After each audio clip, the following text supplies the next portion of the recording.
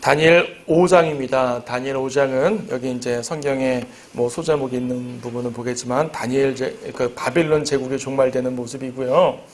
다니엘 5장에서는 그 이제 손가락이 벽에다 글을 썼는데 그 내용이 메네메네 테켈 우파르신이죠. 그래서 제목을 메네메네 테켈 우파르신으로 정해봤어요. 자, 멸망에 대한 내용이죠. 멸망. 그러니까 다니엘서는요. 바벨론 시대를 시작해서 페르시아 시대를 거쳐 종말까지 예언하는 내용이 다니엘서입니다. 그중에 바벨론 시대와 페르시아 시대는 우리에게는 과거와 역사가 되었지만 종말에 대해서는 아직 미래에 남아있기 때문에 여전히 예언이죠. 그래서 1장부터 5장까지가 바로 바벨론 제국에 대한 모습이에요. 1장에서는 바벨론 제국이 시작되면서 유대인들이 포로로 잡혀갔고 5장에서는 바로 유대인들을 멸망시킨 그 바벨론이 멸망하는 거죠. 어찌 보게 되면 우리의 원수가 멸망한 그 장면과 영적으로 적용이 됩니다. 사탄의 멸망. 생각해 보세요. 여러분들을 그렇게 괴롭히고 힘들게 하는 그 사탄이 멸망하는 그 자리에서 사탄의 멸망을 보고 있다고 생각해 보세요. 얼마나 희열이 넘치겠습니까? 단지 여러분들 미워하는 누군가가 벌받는 그런 거 말고요. 궁극적으로 우리의 원수인 마귀, 우리의 원수인 세상, 그것이 멸망할 때 그것을 다 지켜보고 있는 것이에요. 멸망을 선언하고 멸망을 목도하고 그 모습이 바로 다니엘 5장입니다. 그래서 이제 그러한 마음으로 보게 되면 좀 더 이제 마음으로 와닿겠죠. 자, 바빌론 제국이 멸망하는데요. 1절 보게 되면 벨사살 왕이 그의 귀족들 1,000명에게 큰 잔치를 베풀고 그 1,000명 앞에서 술을 마시니라. 자, 벨사살 왕이라. 요즘에는 고고학적 고증이 되어서 벨사살이라는 왕을 이제 고고학적으로도 증명되지만 몇십 년 전까지만 해도 한 세기 전까지만 해도 벨사살이라는 왕이 바빌론 문헌에 없었어요. 벨사살이라는 왕이었고 마지막 왕이 위에 거기 도표 써놨죠. 마지막 왕을 나보니두스라고 해놓으니까 벨사살이 없어요. 세속 역사에. 근데 성경에 벨사살이 나오잖아요. 바빌론 세속 역사에서는 나보니두스가 마지막 왕인데 성경은 벨사살이 마지막 왕이래요. 그럼 세상 역사가들이 어떤 걸 봤다고 보겠어요? 세상 역사가 맞고 성경이 틀렸다 보지 않겠어요? 세상 역사가들이 보면. 그래서 다니엘서는 이건 역사적인 책도 아니고 예언도 아니고 일종의 고대 종교적인 문학이다. 허구를 포함한 문학이다 라고 다니엘서가 많이 비판을 받아왔었습니다. 지금도 그렇게 비판받는 내용이 많아요. 하지만 예수님께서 다니엘을 직접 선지자라고 말씀을 주셨기 때문에 정확한 인물이에요. 나중에 고고하게 증명을 하는 거죠. 그 도표 잠깐 보세요. 지금 뭐 우리가 바빌론 왕국의 왕들을 다 알 필요는 없지만 간단하게 보는 게 도움이 되는 게 여기 이제 맨 끝에 도표 나오죠. 바빌론의 핵심이 되는 왕은 느부갓네살 왕이에요. 거기 있죠. 느부갓네살의 핵심이지만 느부갓네살이 이 바빌론 제국을 세운 건 아니고 그 아버지 나보폴라살이라는 왕이 세웠다 그랬어요. 그 전에도 바빌론이라는 나라는 여전히 쭉 존재했다 그랬습니다. 메소포타미아에 있는 소국 중에서 나름대로 영향력 있는 왕국으로 존재했지만 나보폴라살 때 본격적으로 바빌론 제국의 틀이 다 갖추어지는 것이에요. 하지만 나보폴라살은 20년 다스렸는데 20년 중에서 아시리아가 아직 존재하는 중에 있었기 때문에 나보폴라살 때는 사실상 바빌론이 전체의 패권국이 아니었다는 얘기예요. 나보폴라살 끄트머리 3년 정도 그때부터가 이제 패권국이 됐는데 느부갓네살이 바빌론의 전체 역사를 다룹니다. 느부갓네살은 43년 통치했어요. 바빌론 왕국은 느부갓네살의 왕국이라고 볼 수도 있는 거죠. 느부갓네살이 죽으니까 그의 아들 에윌무로닥이라는 사람이 왕을 이어받았는데 에윌무로닥은 성경에 나오는 사람이에요. 예레미야 52장도 있지만 그 열왕기 하 마지막 장 25장에 보더라도 시드키야가 붙잡혀가고 시드키야는 죽었죠. 그리고 여호야킨 왕이 사로잡혀 갔는데 느부갓네살이 죽고 에윌무로닥이 왕이 되니까 여호야킨 왕을 감옥에서 꺼내줍니다. 꺼내줘요. 그러니까 느부갓네살 때까지는 이 사로잡혀 갔던 왕이 감옥에 있었는데 이 에윌무로닥이 꺼내줘가지고 이제 그렇다고 해방시켜 준 건 아니고 왕의 지위, 그러니까 이 포로에서 복원시켜서 말입니다.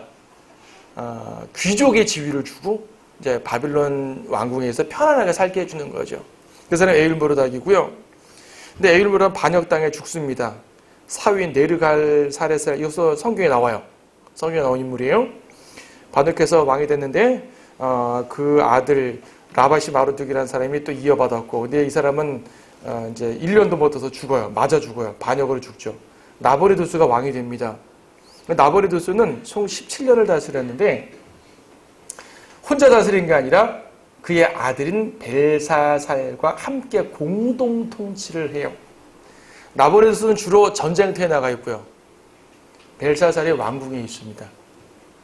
전쟁터에 나가 있기 때문에 주로 벨사살이 중심이 돼서 다니엘 5장도 등장하는데, 그러니까 다니엘 5장은 벨사살이 왕궁에서 맞이하는 종말을 다루는 거고, 이때 나보리두스는 다른 데 피난가 있었습니다. 피난가 있다가 나중에 이제 항복을 하는 장면이 나오는데, 공동 통치다 보니까 아버지 왕이 1왕, 아들 왕이 2왕일 거 아니에요. 제2왕. 뒤에 보게 되면 벨사살 왕이 벽에 있는 손가락 글씨를 해석해주는 사람에게 왕국의 셋째 치리자의 지위를 준다고 말한 장면이 나옵니다. 보통 같으면 어떻게 해요? 내가 왕이고 너를 최고로 높여주겠다 하면 왕국의 둘째 지위를 준다 그래야 되지 않겠어요? 근데 셋째 지위를 준다 그래요. 그러면 도대체 아무리 세워도 중간에 넘을 수 없는 벽이 있나? 그것이 아니라 자기가 둘째 치리자니까 그 말이에요. 자기가 둘째 치리자니까 내 밑에 세워주겠다 그 말입니다. 그래서 생각해보세요. 느부갓네살이 왕이 되는 해가 바빌론을 포로로 잡혀가는 첫 번째 해예요.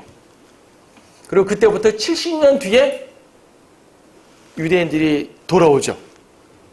70년 뒤에 돌아온다는 얘기는 바빌론이 70년 만에 멸망했단 말이죠.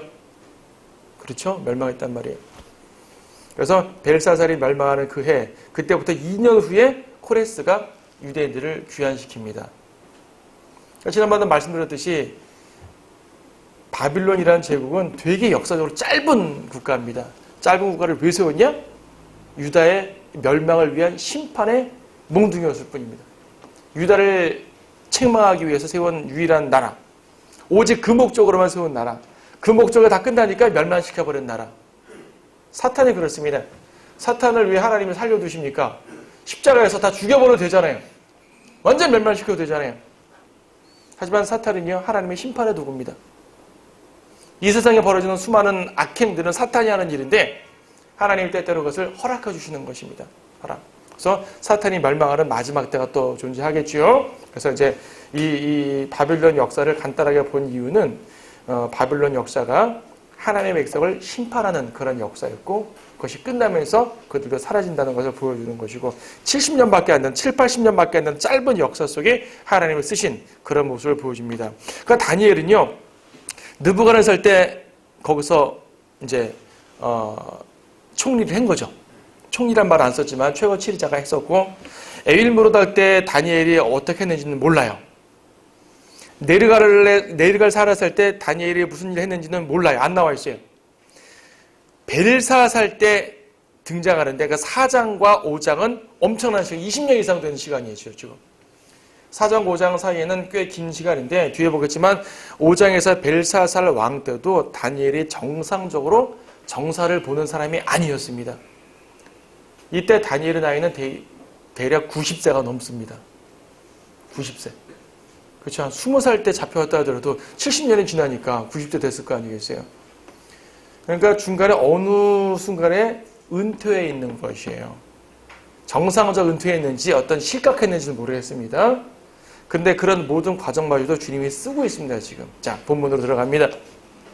벨사살 왕이 귀족들 1,000명에게 큰 잔치를 베풀고 그 앞에서 술을 마시는데요. 귀족들만이 아니라 2절에 보니까 2절 뒷부분 보니까요. 왕과 그의 고관들과 왕의 아내들과 후궁들을 다 불러들어서 술을 마십니다. 자, 1,000명 대잔치. 5장 맨 끝에 보게 되면 5장 마지막 절, 5장은 30절 보니까 그날 밤 칼데아인들의 왕 벨사살이 죽임을 당하고 왕국이 멸망해요. 그날 밤. 멸망하는 날이에요. 자, 멸망하는 날, 제국이 멸망하는 날, 그 수도 한복판에서 왕궁에서 술잔치를 합니다. 그냥 저기 친한 사람들 몇 명 모아놓고 칵테일 한잔 하는 것이 아니라 1000명을 모아놓고 대규모 향락 파티를 한 것이에요. 말이 돼요, 여러분? 이게 말이 될까요? 당장 오늘 멸망하잖아요. 그럼 멸망할 줄 몰랐을까요? 몰랐어요. 어떻게 모를 수 있죠? 여러분, 바빌론이란 도성은요, 제국은 크지만 도성은, 이게 바빌론 성이에요. 물줄기가 이렇게 흘러요, 이렇게. 물줄기가 성을 이렇게 싸고 흐릅니다. 그러니까 원래는 이제 아니었는데, 관계 공사를 해가지고 물줄기를 흐르게 했어요. 그래서 쳐들어오지 못하도록 완전 방어죠. 그래서 성벽은 또 얼마나 높은지요. 근데 코레스가, 페르시아 왕 코레스가 침공을 할 거 아니겠어요. 침공을 하는데, 어떻게 했냐면, 물줄기를 막아버립니다. 물길을 돌려버리는 것이에요. 그러니까 바깥에서 지금 그 공사하고 있는 것이에요. 물길을 돌리는 공사에서 이제 물길이 마르면 마른 땅으로 들어올 거 아니겠어요. 이 모든 것들을 예상하지 못하고 벨사장은 술잔치를 벌입니다. 무슨 말인고 하니 아무리 밖에 페르시아군 몇만 대군이 쳐들어온다 하더라도 이 성은 안전해, 그 말입니다. 물줄기로 보호받고 있고요. 성이 너무나 완벽하게 되어 있고요. 아무도 쳐들어오지 못하도록 난공불락의 요새입니다. 근데 여러분, 여리코가 난공불락요새였거든요. 한번 설명했었죠. 여리코는 두 겹의 성으로 되어 있었다고요. 4m 두께, 2m 두께의 성벽이 두 겹으로 되어 있는 성이 바로 여리코 성인데 나팔 불어서 무너져 버렸잖아요. 하나님 능력이 그런 거라고요. 하나님의 능력 앞에 난공불락이라는 것 자체는 존재하지 않습니다. 근데 하나님께서는 여리코 때처럼 이렇게 자연현상을 파괴시켜가지고 무너뜨릴 수도 있지만요. 이렇게 바빌론 때처럼 이제 전략을 통해서 무너뜨릴 수도 있죠. 자, 바빌론이라는 도성은 세상 자체를 의미합니다. 세상이 완벽하다, 세상은 튼튼하다, 아무도 이 세상을 건드릴 수 없다는 강력한 믿음입니다, 벨사자는. 그런데 그 믿음이 산산이 무너지고 말았습니다. 영적으로 말하면 세상을 의지하는 자의 최후입니다. 내 통장에는 돈이 몇백억 있고요. 절대 안 무너지고요. 내가 산 강남 땅은 절대 몇십 년 앞으로 몇십 년, 몇백 년 동안 무너지지 않을 것이고요. 등등. 그렇죠? 내 회사는 앞으로 몇십 년 건재할 것이고요. 이렇게 강력하게 자기의 부와 재물과 명예에다가 이제 의지하는 그런 세상 사람들 말입니다. 그걸 말하는 거예요. 나라들도 그렇죠. 나는 우리 우방 어느 나라를 믿고 있고, 나는 뭐 우리의 군사력을 믿고 있고, 나는 핵폭탄을 믿고 있고, 자기가 의지하는 모든 것들 말입니다. 그 모든 것들을 주님께서는 단 하루 만에 없애버릴 수가 있다는 사실. 그럼 우리는 누굴 의지해야 되는 거예요? 답이 나왔잖아요. 세상을 의지합니까? 강대국을 의지합니까? 재력가를 의지합니까? 돈과 명예와 지혜를 의지합니까? 하나님을 의지해야죠. 답이 분명합니다. 자, 바빌론이 멸망하리라고 누구도 생각하지 못했습니다. 근데요, 보세요. 이들이 어떤 죄를 집니까? 2절에 앞부분 보니까 벨사셀이 술을 마시는 동안 그의 아비 느부갓네살이 예루살렘에 있는 성전에서 취해온 금은 기명들을 가져오라고 명령하였으니,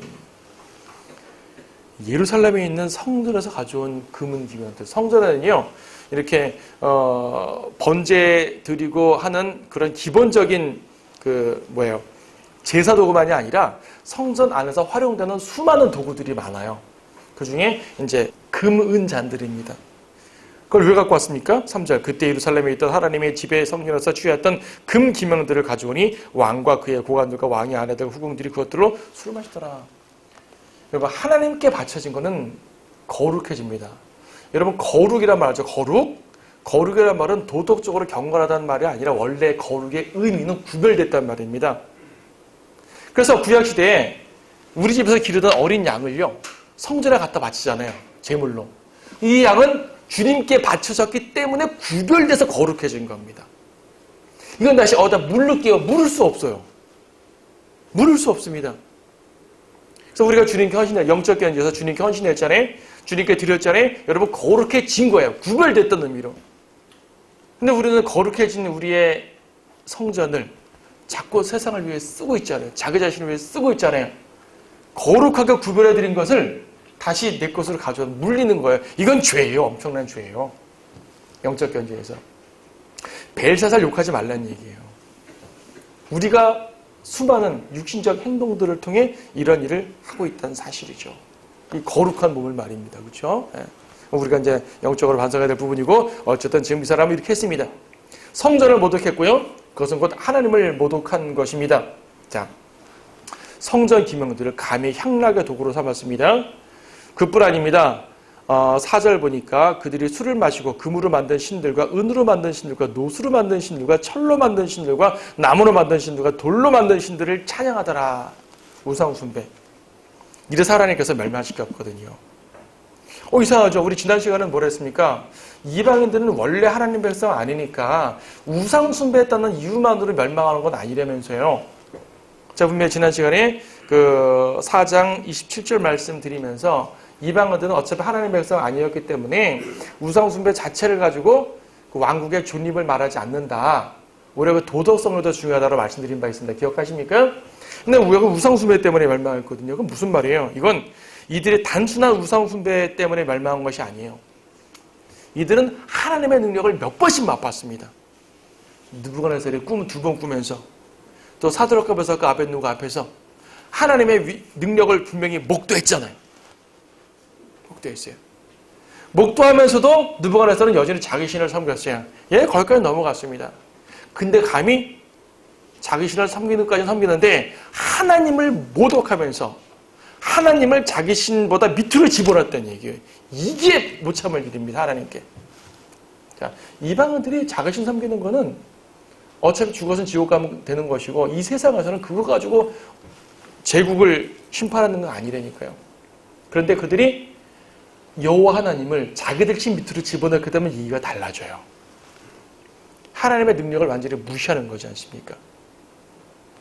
적어도 느부갓네살은요, 자기 신을 섬기지만 하나님이 지극히 높으시다고 봤어요. 하나님이 지극히 높으시고 자기 신은 그 밑에 있다고 본 거예요. 느부갓네살은.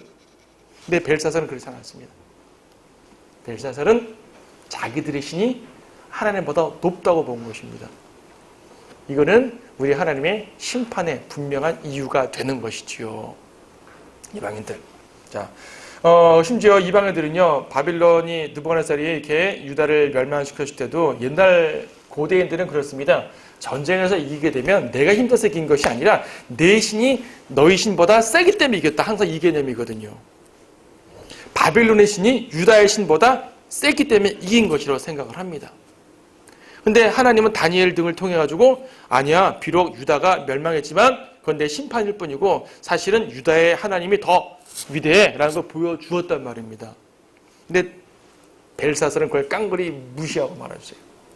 그래서 바빌론은 하나님을 대적했고요, 유다를 멸망시켰고, 하나님을 모독했고, 교만하게 행했고, 또 도덕적 타락도 있었죠. 폭정과 향락, 이제 멸망할 때가 된 거죠.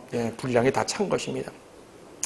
5절, 바로 그 시각에 한 사람의 손에 손가락들이 나와서 촛대 맞은편 궁전 회벽에 글을 쓰니 왕이 글을 쓰는 그 손가락을 보니라. 자, 한 사람이 나와서 글을 쓴 게 아닙니다. 갑자기 천사가 딱 나와서 글을 썼다면 그럴 수 있어요. 근데요, 손가락 여기 이만큼 딱 나온 거예요. 이만큼이 갑자기 붕붕 떠가지고 날아다니다가 벽에다가 메네 테켈 우파라시냐 씁니다. 어떻겠어요? 모든 사람들이 기겁하지 않겠습니까? 여기 묘사를 보니까 6절에서 왕의 안색이 바뀌고 그의 생각이 그를 괴롭게 하여 허리 골절이 풀리고 제대로 서 있지 못한다는 얘기죠. 무릎이 서로 부딪히더라. 문자적으로 여러분 너무 심하게 떨리면 의지와 관계없이 무릎 덜덜 떨리는 거 여러분 경험해 보셨어요? 아니면 남이 하는 거 보셨나요? 문자적으로 떨립니다. 너무나 공포스러운 것이요. 내용이 뭔지 모릅니다. 공포스럽습니다. 자, 근데요, 보세요. 다니엘 앞부분에서 하나님께서는 왕에게 3가지 신비로운 일을 하십니다. 느부갓네살에게 첫 번째 꿈 어땠어요? 내용 자체를 기억 못하게 했죠. 현자들 내용을 몰라요. 해석 못합니다. 두 번째 꿈, 내용을 알려줬어요. 근데 해석 못합니다. 세 번째로 꿈도 아니에요. 손이 나와서 글을 썼는데 그 글을 스펠링을 몰라서 못 읽은 것이 아닙니다. 애들이. 무슨 말씀인지 아세요? 이들이 문자를 몰라서 못 읽은 건 아닙니다. 읽을 수 있었어요. 모르는 거죠. 자, 꿈의 내용을 모르게 했더니 당연히 몰랐고요. 꿈의 내용을 알려줘도 몰랐고요. 이제는 자기들이 직접 눈으로 목도한 글씨를 보고도 모릅니다. 바벨론의 모든 지혜는 헛된 지혜임을 보게 되죠. 이때 누가 등장해요? 다니엘이 등장합니다. 항상 다니엘은 마지막에 등장합니다. 근데요, 이때는 다니엘이 이제 그냥 등장하는 것이 아니라 왕비가 다니엘을 알려줍니다. 거기 어디에요? 10절 보니까. 그러자 왕비가 왕과 그의 귀족들의 말로 인하여 잔치하는 궁에 들어와서 고야 말하기를, 왕비가 잔치하는 궁에 들어온답니다. 이때. 궁 밖에 있었다는 얘기거든요. 잔치장, 연회장 밖에 있었다는 얘기예요, 왕비가. 이상하죠? 2절에서 왕의 아내들은 이미 연회장 안에 있었어요. 근데 왕의 아내가 연회장 밖에 있어요, 왕비가. 무슨 말 좁혀보세요. 벨사살의 아내들은 연회장 안에 있었고 나보니두스 그 앞에 제1왕의 아내가 연회장에 없었던 것이죠. 이해되세요? 그 나보니두스는 사위니까 그 왕의 아내란 얘기는 딸이요, 딸. 느부갓네살의 딸. 느부갓네살의 딸이니까 기억나는 거죠. 몇십 년 전에 우리 아버지가 어떤 꿈을 꿨는데 다니엘이 어떻게 해석해줬고, 특히 두 번째 꿈의 해석은 그 일이 그대로 현실로 일어났었단 말이에요. 그걸 다 알죠. 딸은 다 아는 겁니다. 그래서 그래가지고 왕이요, 우리 아버지가 이러이러 했었는데요.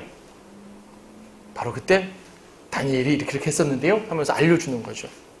여기서 벨사살을 느부갓네살의 아들이라 말하는데 사실은 손자거든요. 손자지만 아들이라 말합니다. 이거는 성경 용례상 이제 son, 아들이라고 하게 되면 손자, 후손 다 포함되는 말이고요. father, 아버지라 말하면 조상을 다 포함되는 말이니까 그건 이제 손자지만 아들로 묘사한 거예요. 그건 중요한 거 아닙니다. 연회자리에 들어와서 다니엘 이야기를 합니다. 뭐라고 말합니까? 11절, 왕의 왕국에 거룩한 신들의 영을 지닌 한 사람이 있으니 왕의 부친 때에도, 사실은 할아버지 때다 말이죠. 근데 할아버지도 아버지라 말합니다. 그냥 신들의 지혜 같은 빛과 명철과 지혜가 그에게 나타났나이다. 내가 말씀드리오니 왕의 부친 느부갓네살 왕 곧 왕의 부친이신 그 왕께서 그를 마술사들과 점성가들과 칼데아노가 점정애들이 우두머리로 삼으셨으니 왕이 벨테사살이라 이름하신 그 다니엘에게서 탁월한 영과 지식과 명철이 있어 꿈들을 해석함과 난해한 글귀를 풀어주며 의문을 해소하는 것이 나타났나이다. 이제 다니엘을 부르소서. 그리하면 그가 그 해석을 알려드리리이다. 벨사살은 다니엘의 존재에 대해서 까맣게 모르고 있었습니다. 근데 벨사살이 어릴 때 자기 할아버지인 느부갓네살이 소처럼 풀을 뜯었던 것을 알아요. 7년 동안 실각했다가 돌아온 것을 벨사살이 어릴 때 다 경험했습니다.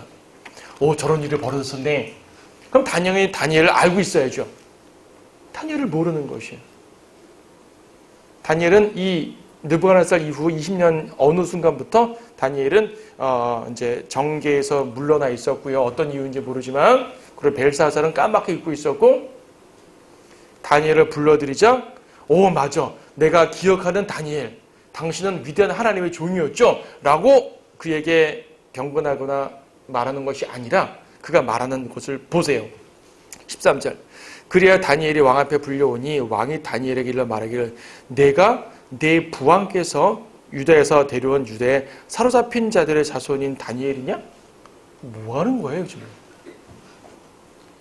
지금 벨사살은 무릎이 풀릴 정도로 두렵고요. 저거를 누구라도 해석해 줘야 되는데, 듣자하니 다니엘은 위대한 일을 했다는 것을 알았단 말이다. 그러면 다니엘, 당신은 이것을 뭐든지 할 수 있다고 하니 제발 알려주시오.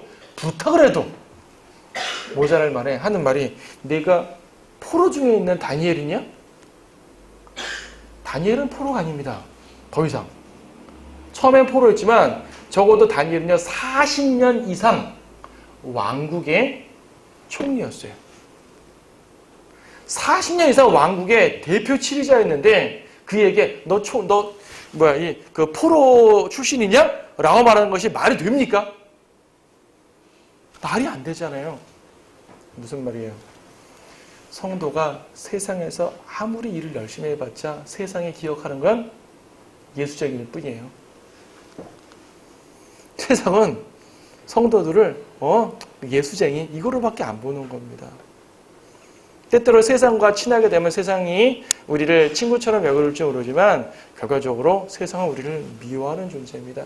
자기의 필요할 때만 싹 빼먹고 필요 없으면 버리는 것이 바로 세상과 그러니까 세상이 성도들을 대하는 모습이에요. 물론 그렇다고 다니엘이 세상에게 충성했다 그런 말은 아니고 자기의 직무를 해야 하는 것뿐이지만은 세상에게 배신당하는 그런 모습을 보십시오. 얼마나 안타깝습니까? 14절도 내가 너의 관하에 들으니 신들의 영이 내게 있고 빛과 명철과 탁월한 지혜가 내게서 나타난다 하는도다. 신들의 영. 지극히 높으신 하나님의 영이 아니에요. 여전히 신들의 영. 이방인들의 한계죠. 그리고 여전히 포로 중에 있던 자로 정도로밖에 기억하지 않습니다. 최고 치료자로는 기억하지 않습니다. 자, 사탄의 마지막 자존심일까요? 세상의 마지막 교만한 모습일까요? 성도에게 지금 그렇게 대하고 있습니다. 자, 다니엘은 등장합니다. 이때 뭐라 그럽니까?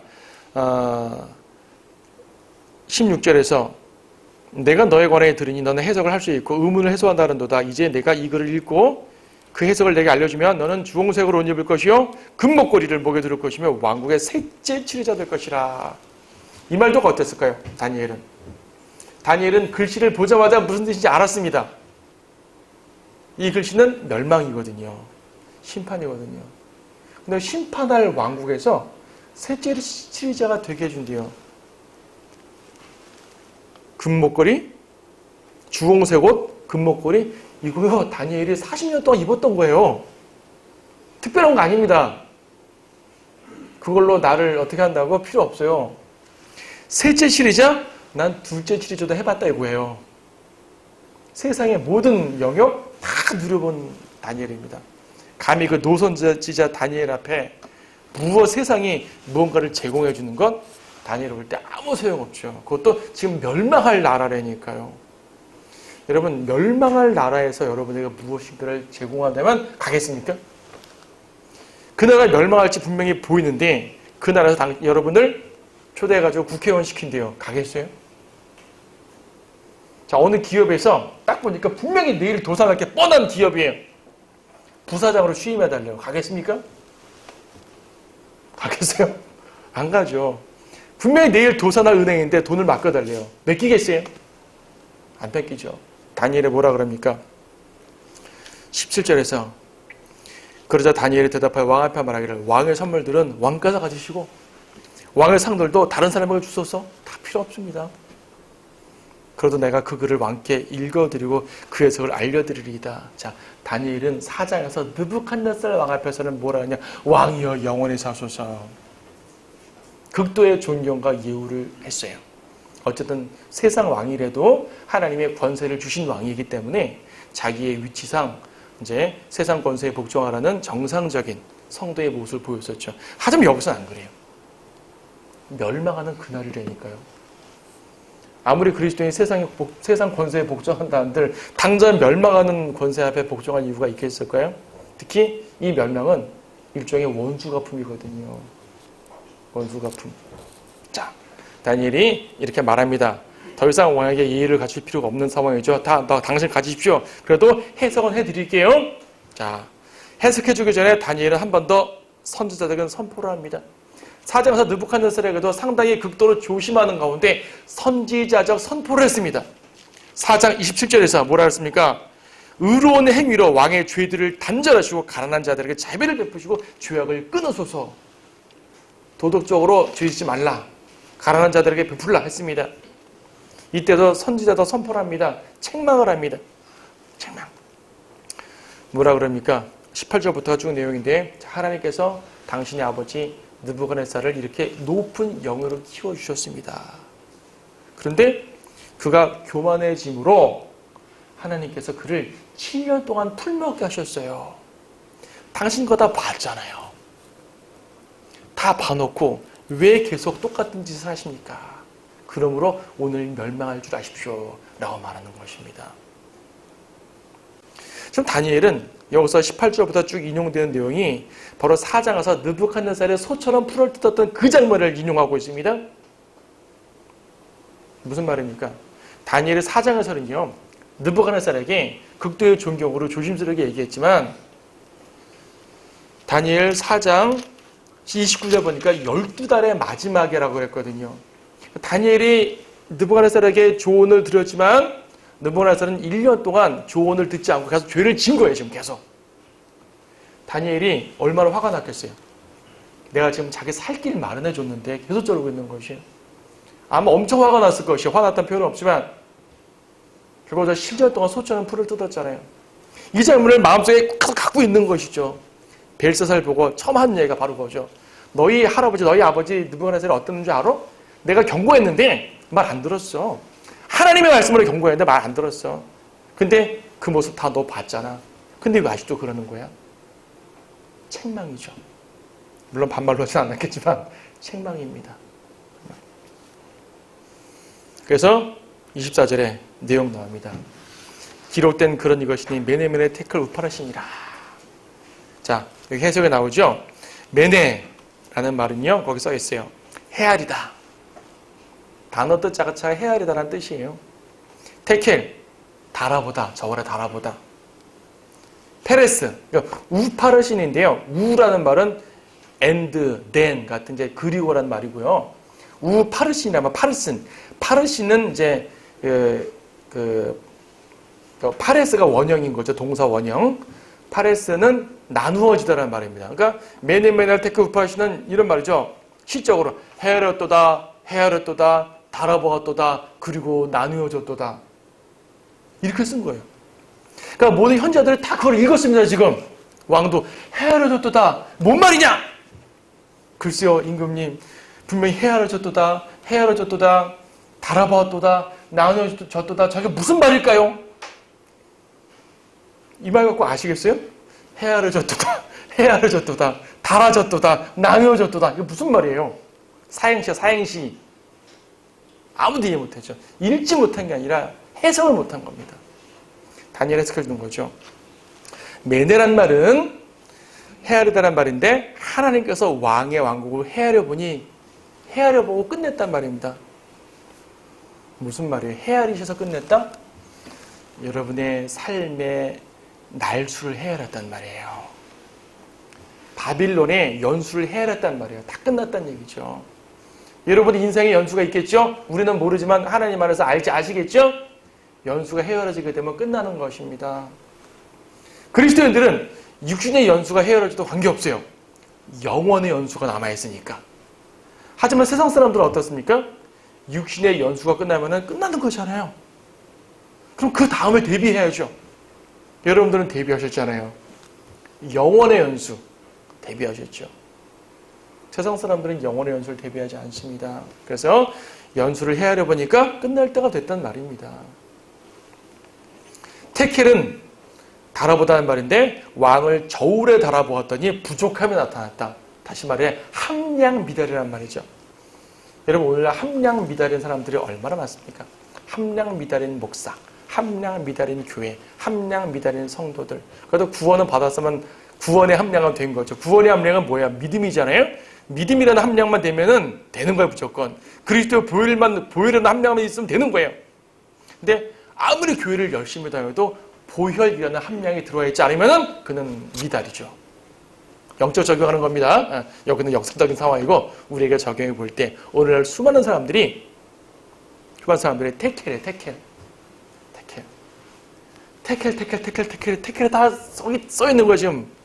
메네 테켈이 세상에 다 있는 것이면 저 사람들이 연수를 헤아려 보니 멸망할 사람들, 저울에 달아봤더니 부족한 사람들이 세상에 가득 차 있는 것입니다. 그들이 예수 그리스도의 보혈로만 채워지게 되면 테켈이 채워지는 것이에요. 함량이 되는 거, 구원받는 거예요. 하지만 구원받지만 주님의 사역자라고 하는 사람들이 또 사역의 개념으로 테켈이 될 수가 있는 거죠. 함량 믿는 사람들이 많죠. 우리 모든 성도들은 주님의 다양한 각도의 기준에 맞춰서 함량이 충만하고 차고 넘치기를 바라는 것입니다. 네. 자, 페레스가 뭐라고요? 페레스는 나누어지다. 나누어졌단 말인데 이 궁정 대신들은 나누어지다. 그게 무슨 말일까요? 다니엘 해석해 주잖아요. 왕의 왕국이 나누어진다. 메디인과 페르시아인들에게 주어진다. 자, 페레스는 그 자체가 나누어진다는 말이지만 페레스라는 그 단어에는 또 페르시아라는 말이 암시되어 있거든요. 그래서 페르시아에게 나누어진다. 메대와 페르시아라는 연합 왕국이 바빌론을 취해간다는 말이죠. 멸망합니다. 정확하죠? 그러면 이 페레스라는 말은 한마디로 나누어진다는 말이니까 심판이라는 말이죠. 사람들은요, 페레스를 기억하고 사셔야 됩니다. 하나님의 페레스를 기억하지 않으면 그는 페레스를 당할 때 멸망하는 것이에요. 그래서요, 페레스를 기억하라라는 설교가 될 수 있는 것입니다. 나뉘어진다? 그 심판을 말하는 것이니까. 우리는 구원받았으니까 그리스도의 심판서를 대비해야겠죠. 우리도 페레스를 기억해야 됩니다. 그리스도의 심판서. 세상 사람들은 백보다 심판을 기억해야 되죠. 페레스. 그렇죠.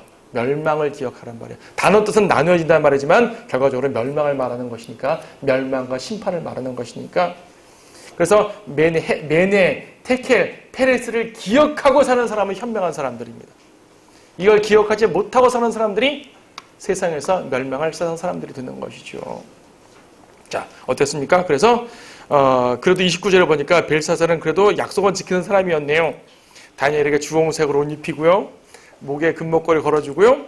왕국의 셋째 지휘자 총리로 임명을 해버리는 것입니다. 그 자리에 즉석으로. 자, 다니엘 서 있는데 사람들이 옷 입혀주고 목걸이 해주고 귀걸이 목걸이 해주고요. 해주는 겁니다. 임명장 주고. 자, 다니엘이 그 자리에서 어땠을까요? 막 옷을 막 입혀주는데 뭐 하는 건지 모르겠어요. 아직 분위기 왕국 내 연회장 분위기는 어수선합니다.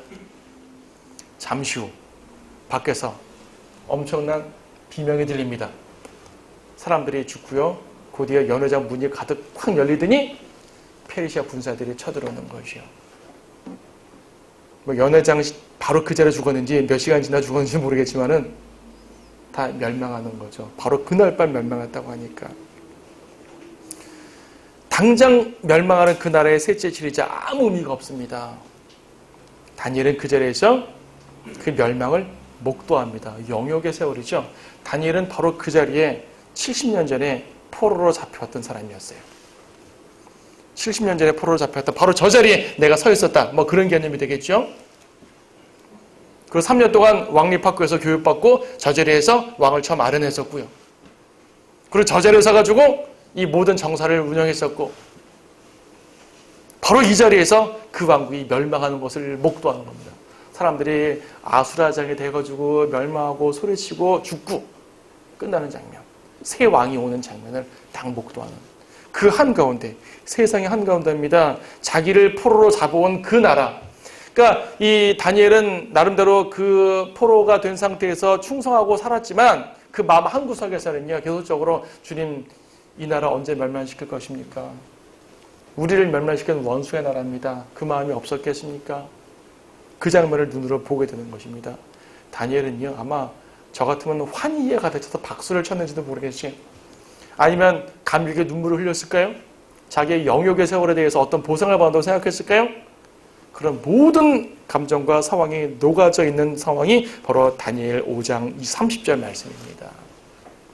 그리고 이제 메디아인 다리오가 그 왕국을 취했다고 하죠. 예, 멸망합니다. 자, 우리가 기억할 것은 무엇입니까? 여러분들은 백보다 심판서에서요, 여러분들을 괴롭혔던 마귀가 불못으로 떨어지는 것을 볼 것입니다. 그 전에 여러분들이 휴거되어 하늘로 올라가면서 이 세상이 여러분들을 잡으려고 발버둥 치지만 결코 잡지 못하는 그 모습을 보고 올라갈 것이에요. 희열을 느끼면서. 적그리스도가 세상을 파괴하고 주님이 아마겟돈 내려오면서 그들을 멸망시킬 때, 그래, 저 세상이 나를 괴롭혔었지, 저 세상의 성도를 괴롭혔었지, 저 세상의 교회를 괴롭혔었지, 이제 세상은 끝나는 것이야. 나는 승리자의 군대에서 바로 이곳 이 세상에서 하나님의 백성으로 새롭게 통치할 거야. 그 모습입니다. 물론 역사적으로는 이어지는 페르시아가 이어지겠지만 바빌론 자체만 갖고 볼 때는 마귀와 세상의 멸망을 봅니다. 다니엘처럼 성도들도 그 승리를 맛볼 것입니다. 그 승리가 언제 올지 모르지만 분명히 메네예요. 연수가 헤아려지고 있습니다. 그러므로 여러분들은 그 기쁜 마음으로 소망하고 즐거워하면서 그러는 가운데 서로 사랑하고 복음 전하고 주님 안에서 여러분들의 사역을 온전히 행해야 될 것입니다. 그런 마음으로 다니엘 5장을 마치도록 하겠습니다.